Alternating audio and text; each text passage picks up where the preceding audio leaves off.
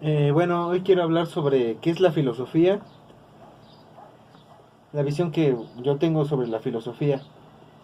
Que no pongo mis lentes porque me lastima un poquito. Este,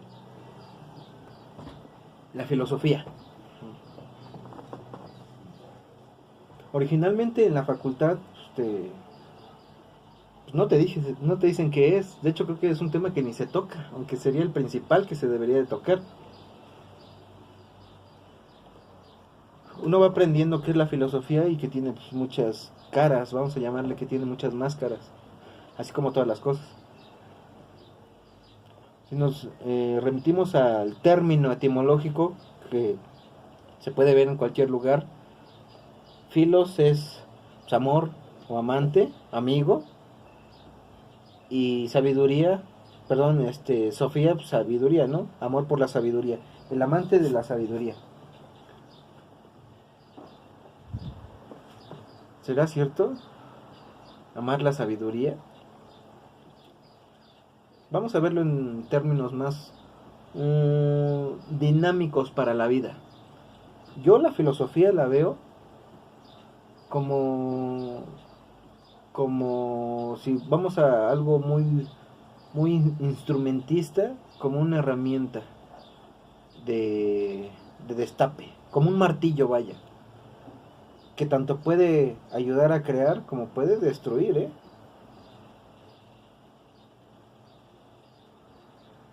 Es un término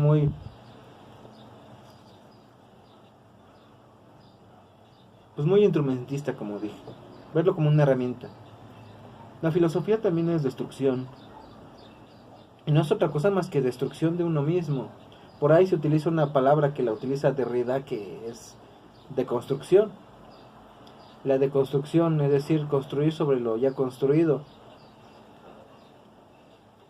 Cuando una estructura se te manifiesta como verdadera y ya no hay posibilidad de entenderla de otro modo, porque se instaura como una verdad, es decir, como un dogma,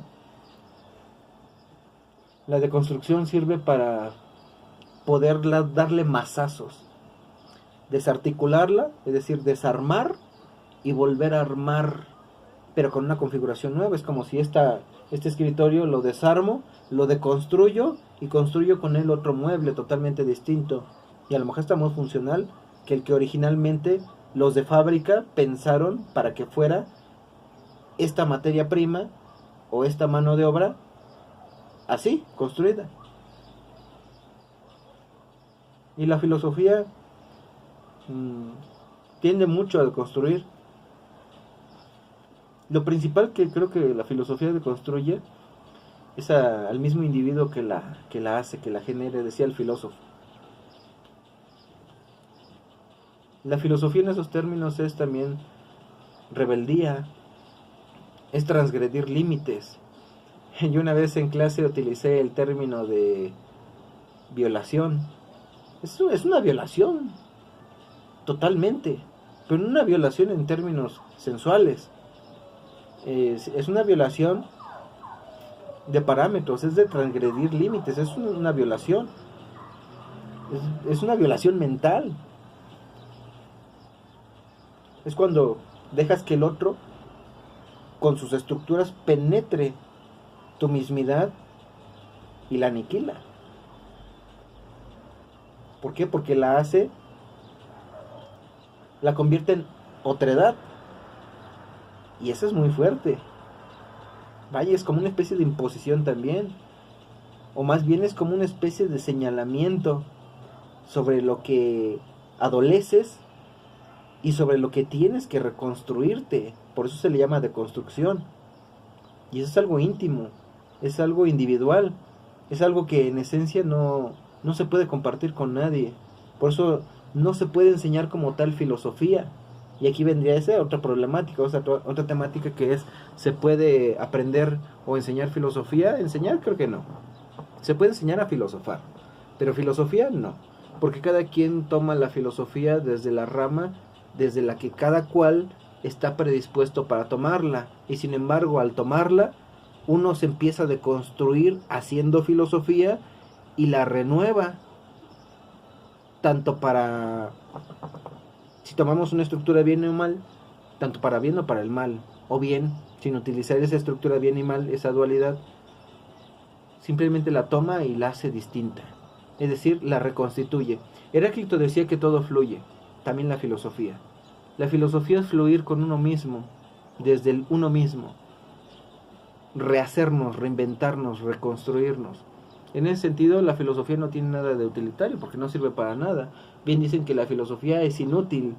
Su esencia es ser inútil, es inservible. Es por eso que no cuadra en este sistema capitalista. Es por eso que no cuadra en los sistemas económicos, porque no sirve. No sirven términos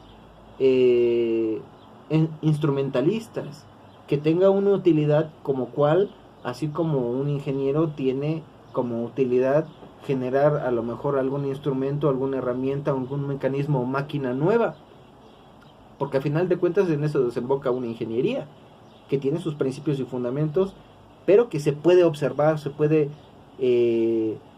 ver el resultado de aquello que se está trabajando. En filosofía no, el resultado que se observa es interno, el resultado que se observa es a partir de la reconstrucción de las cosmovisiones, que en alemán es Weltanschauung, una cosmovisión, y todos tenemos una propia, y así también una filosofía de vida, por lo tanto, que en esencia la realidad nos embate con sus circunstancias, con sus vicisitudes, y nos construyen como seres, ya no como seres humanos, como seres, punto. Y la filosofía tiene una función de deconstrucción en ese sentido, sí, porque desdogmatiza, lo lleva a una especie de escepticismo para convertirlo a final de cuentas en un criticismo, en una conjugación, pero renovada, como una especie de dialéctica. Sin embargo, la filosofía no solamente se queda ahí, también la filosofía se puede tomar como un modo de vida en términos morales, ¿sí? Un modo de vida en términos prácticos, en términos valorativos, axiológicos, un modo de vida también en términos religiosos. ¿Quién no ha pensado a Dios en nombre de la filosofía? Pues varios. De hecho, Federico Nietzsche, por ejemplo, pues decía Dios se ha muerto, ¿no? Pero en ningún grado siento yo que se refería a la muerte literal de un Dios, sino se refería al acabose de todas las construcciones dogmáticas que el ser humano se autoimpone en su infinita estupidez. Y sin embargo se tiene que autoimponer otras. De hecho, él impuso otra, ¿no? Porque él apostaba por un superhombre, que es aquello que va más allá del hombre. Superhombre es aquel que sale de la humanidad misma y se instaura como otra cosa totalmente diferente. Y la filosofía ayuda a eso, a hacer este discernimiento y esta categorización de nuestras circunstancias, y a la par que nos libera, también nos esclaviza.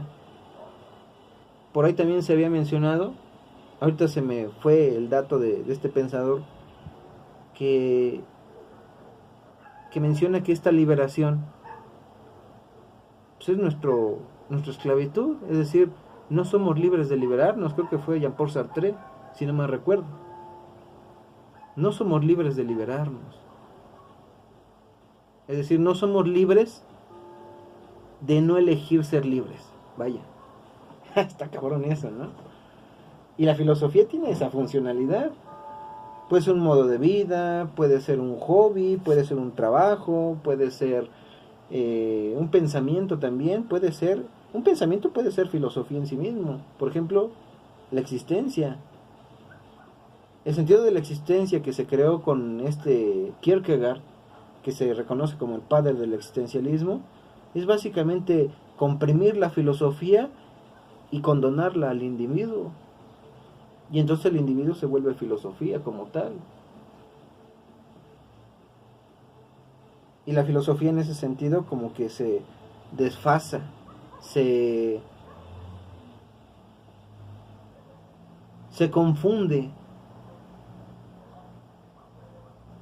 con aquello que consideramos que es el ser humano y se vuelve uno en sí mismo. Y yo siempre he pensado que es uno consigo mismo.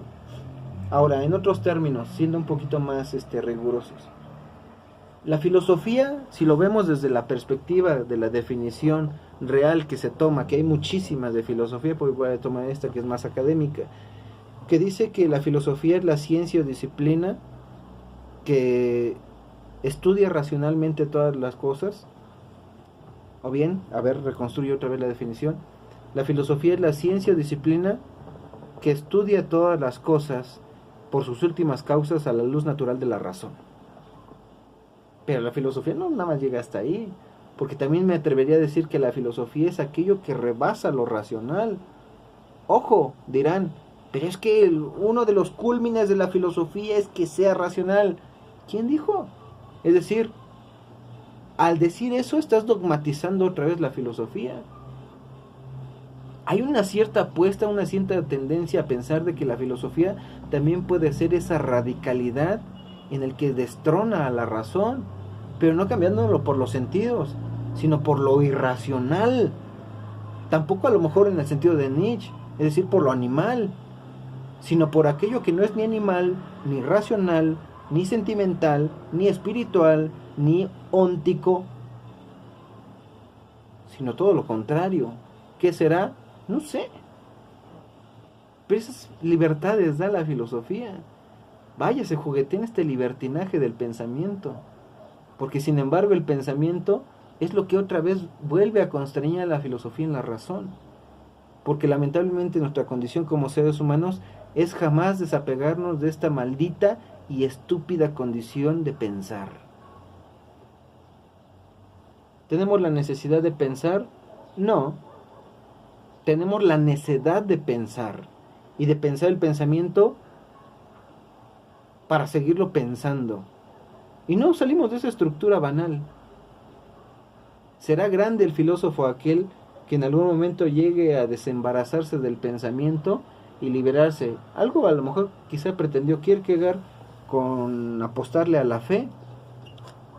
Yo, en términos de lo que yo puedo aportar quizás a la filosofía, es que yo apostaría por la nada, por una ausencia del algo, y desde la ausencia del algo aportar nada.